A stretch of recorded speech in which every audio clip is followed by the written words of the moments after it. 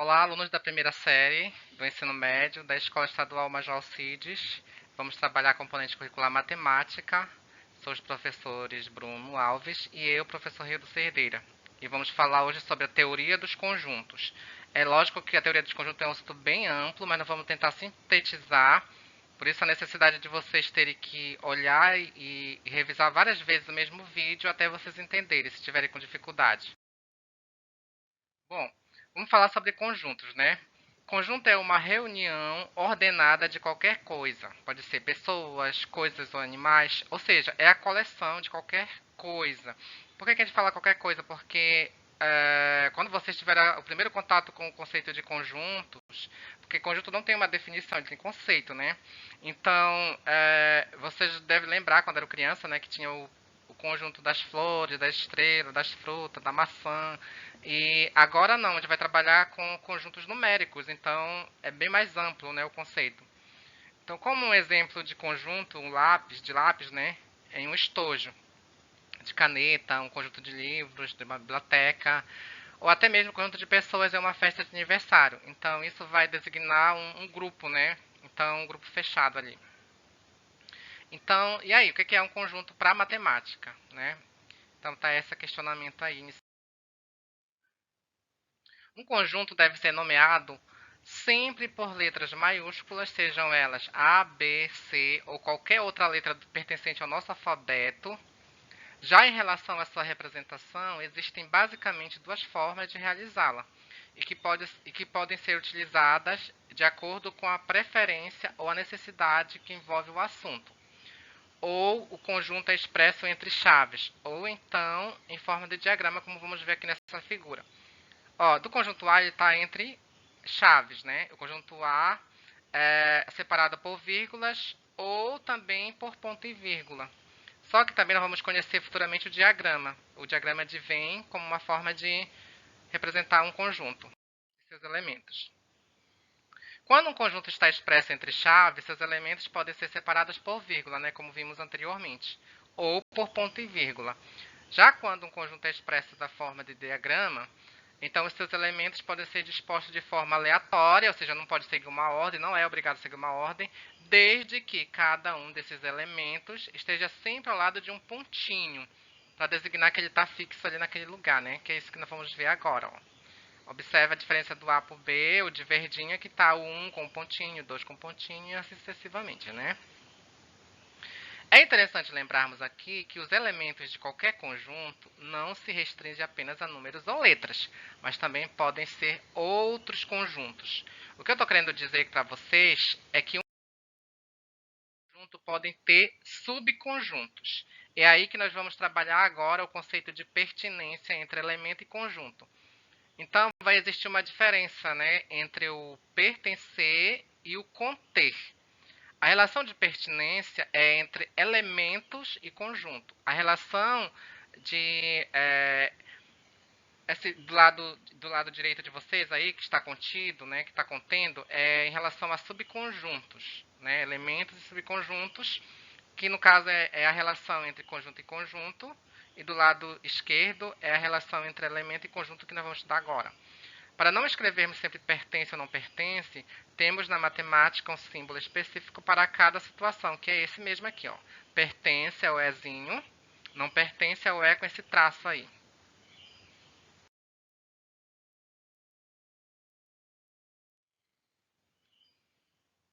Então vamos lá, primeiro exemplo. Dado o conjunto B, formado pelos elementos 5, 6, 7 e 8, podemos dizer que o elemento 6 pertence ao conjunto B. Então, o elemento 6 é um elemento e não um subconjunto. Afinal, podemos observá-lo entre as chaves do conjunto maior, que é o B, né? Além disso, também podemos dizer que o número 3 não pertence ao conjunto B, porque ele não está dentro do conjunto, já que não conseguimos visualizá-lo, né?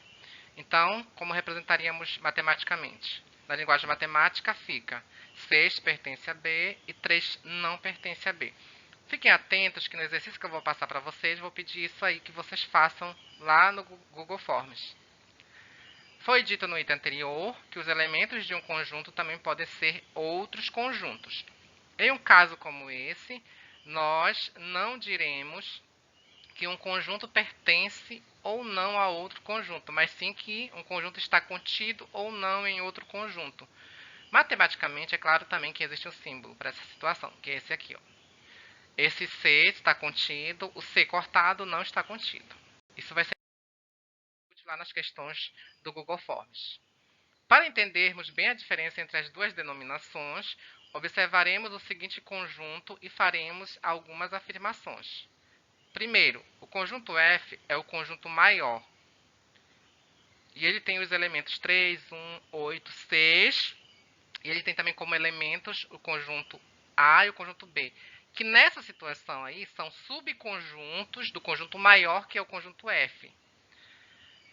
Vejam que o conjunto F foi representado na forma do diagrama.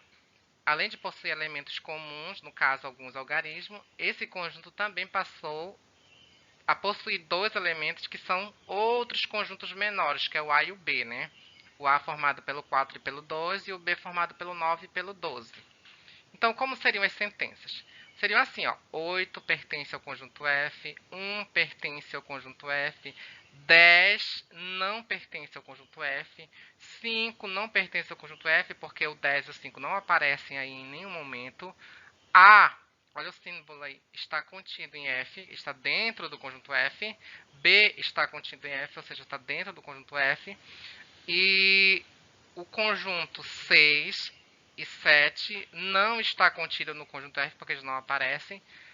O 9 e o 12 está contido no conjunto F. Então, são as maneiras de representá-lo.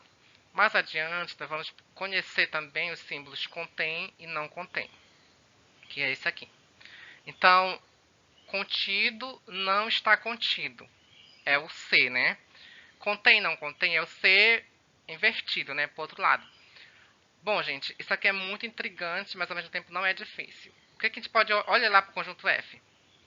Nós podemos dizer que o conjunto A está contido no conjunto F. Mas o que é contém? Contém é uma relação também de conjunto com conjunto.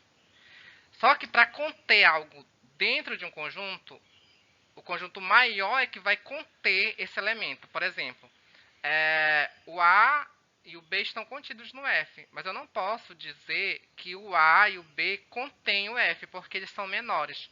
Mas sim que o conjunto F contém o conjunto A, assim como também o conjunto F contém o conjunto B. Eu espero que vocês tenham entendido essa diferença. Então, para estar contendo algo, tem que ser bem maior, bem amplo, né? Que é esse caso aí. Descrição pela citação dos elementos. Então, aqui é algo muito relevante, que é a forma como você pode descrever determinados elementos. A ideia aqui nesse conjunto, né, é escrever mesmo cada um dos elementos do conjunto em questão. E isso pode ser feito sempre através das chaves ou ainda na forma de diagrama. Por exemplo, aqui, conjunto das vogais. Do lado esquerdo, as vogais dentro de chaves, do lado direito, dentro de um diagrama. Conjunto dos números primos. Números primos são a partir do 2, né, que são números divisíveis apenas por 1, por ele mesmo, e pelo oposto, que no caso seria ele mesmo positivo e ele mesmo negativo, né? Mas enfim, aqui está a representação na lado de azul, né, que está na forma de entre chaves, e do lado direito na forma de diagrama. No conjunto dos números primos positivos, nós não temos um número de elementos finito. Fique atento que tem os conjuntos finitos e infinitos, né? Todos os conjuntos numéricos são infinitos, no caso. Porque os números primos positivos são todos os números a partir de zero que só são divisíveis por um e por eles mesmos, sem deixar resto, né? E no caso, a gente tem que ter clareza de que o número primo ele só é divisível por 1 por ele mesmo de forma exata, né? Sem deixar resto. Quando descrevemos a descrição de uma propriedade, né? Quando descrevemos os elementos de um conjunto através de uma propriedade, significa que estamos assumindo que todos os elementos deste conjunto satisfazem essa propriedade. A matemática é cheia de propriedades. Isso aqui nós vamos precisar muito lá no exercício que está no Google Forms. Então, A tal que X, pontinho, pontinho, é a propriedade para sintetizar, resumir um determinado conjunto que tem bastante elementos. Por exemplo, aqui, A é igual a X, tal que o X tem a propriedade P. Vamos pegar um exemplo mais prático aqui. Por exemplo, divisores positivos de 1 e 5, né? Então, divisores negativos de menos 1 e menos 5. Então, seria como a escrita dessa propriedade? Seria um conjunto D, tal que o X, né, representa qualquer elemento aí, desde que ele seja divisor inteiro de 5. Como seria a representação desse conjunto? Nós poderíamos representar esse conjunto da seguinte maneira. Ó. O conjunto D ele seria formado pelo menos 5, pelo menos 1, pelo 1 e pelo 5, que são todos divisores do 5, que dá um valor inteiro, né? Não dá um número com vírgula, um número decimal. Então, as propriedades são muito importantes nesse caso. No exercício com vocês, eu também vou pedir o estudo do conjunto unitário, que é um conjunto que possui um único elemento, como mostra aqui essa figura. Isso também não quer dizer que necessariamente o elemento do conjunto deva ser o número 1, tá? Não confundir. Unitário não tem nada a ver que o elemento seja 1. Pode ser qualquer elemento, desde que seja uma única unidade. Então, aqui, por exemplo, usando já o conceito anterior da propriedade, né, o conjunto C é um conjunto X pertencente ao conjunto dos números naturais, tal que é essa barrinha em pé, né? O X ele é maior que 3 e menor que 5. Então, se o X é maior que 3 e menor que 5, entre o 3 e o 5 está apenas o número 4, que é o inteiro, né? Conjunto vazio. Conjunto vazio é vazio, não tem nada, né? Um conjunto é aquele que não possui elemento algum, como mostra essa figura aqui. Existem duas formas de representar um conjunto vazio. São elas: conjunto vazio sem nenhum elemento ou conjunto vazio com esse zero cortado, né, que eu vou dizer assim. Agora, se você coloca V igual a esse elemento dentro, não é um conjunto vazio, é um conjunto unitário, tá bom? Vamos agora a uma coisa bem relevante aqui, que é o diagrama de Venn, que vai ser pedido, inclusive, na nona questão do exercício. O diagrama de Venn, também conhecido como diagrama de Venn-Euler, é uma maneira de representar graficamente um conjunto. Para isso, utilizamos uma linha fechada que não possui autointerseção e representamos os elementos do conjunto no interior dessa linha, que é esse caso aqui. Tá? Então, tem esses 5 elementos dentro do conjunto A. Só que o diagrama de Venn ele é um divisor de água no estudo dos conjuntos. Por quê? Porque a gente vai fazer operações usando esse diagrama para fazer o estudo da união, da interseção, a diferença entre dois conjuntos. Vamos então a um exemplo aqui, o conjunto A formado pelos elementos 1, 2, 3 e 4 e o conjunto B formado pelos elementos 3, 4, 5, 6 e 7. A união entre eles é dada por, você vai juntar todo mundo, vai unir, por isso que é união, e é representado pela letra U. Juntando todos os elementos, fica 1, 2, 3, 4, 5, 6, 7, que estão formando a união desses conjuntos. Olha como fica a representação no diagrama. O conjunto A é formado pelo 1, 2, 3 e 4, e o conjunto B é formado pelo 3, 4, 5, 6 e 7. A união deles é a junção dos dois conjuntos. Mas a interseção, o que seria a interseção? De um modo geral, a interseção entre os conjuntos no diagrama de Venn é dada pela parte comum aos gráficos envolvidos. Nesse caso aí é o 3 e o 4, que está mais escuro, né, na figura. Então, a interseção é dada pelo seguinte conjunto. A interseção B é igual a 3,4, se for representar entre chaves. Só que a união é para cima, o U, né? E a interseção, o U é emborcado, né? Fica para baixo. Diferença, professor. O que é a diferença? A diferença, vamos ver aqui, que é muito simples também. Se isso aqui é a interseção, a diferença de A com B, ou A menos B, é apenas o 1 e o 2, que está desse lado aqui, desse diagrama de Venn. A diferença B menos A é desse lado aqui do diagrama de Venn, que é o 5, o 6 e o 7.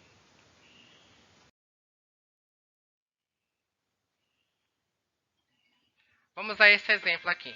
Representação utilizando o diagrama de Venn dos conjuntos A, B e C, que são letras. É a nona questão do exercício de vocês dessa semana. Então, gente, aqui nós temos 3 conjuntos, o A, o B e o C. Você sempre vai começar a interseção entre os 3, se existir. O que não tem fica vazio, o que tem vai sendo preenchido.